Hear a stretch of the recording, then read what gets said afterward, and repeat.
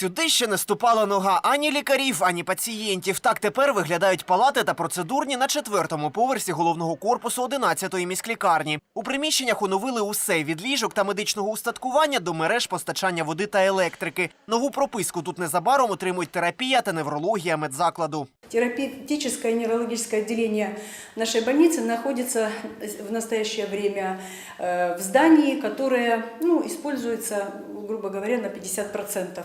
Принято было решение, что здесь этот этаж, он находился тоже пустой, мы его восстанавливаем и сюда перемещаем 2 отделения. В этом корпусе находятся все диагностические моменты. Это для пациентов очень удобно. Затем для медработников. Кожне відділення зможе приймати одночасно до 30 пацієнтів. Сьогодні капітально оновлені приміщення оглядали мер Кривого Рогу та генеральний директор Південного комбінату. Місто та підприємство втілили проекти з реконструкції в рамках програми соціального партнерства.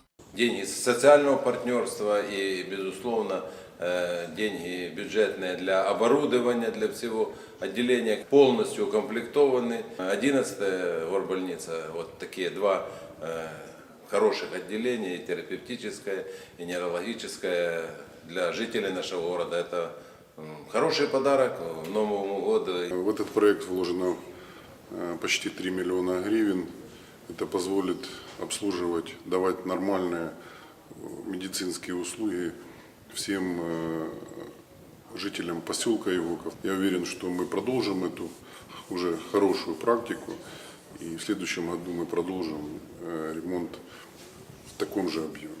У роботах брали участь ремонтні бригади Південного комбінату. Працівники отримали подяки від мера та керівництва підприємства. Пацієнтів на стаціонарне лікування оновлені відділення зможуть прийняти вже після Нового року. Всеволод Прокоф'єв, Володимир Нестор. Цей день.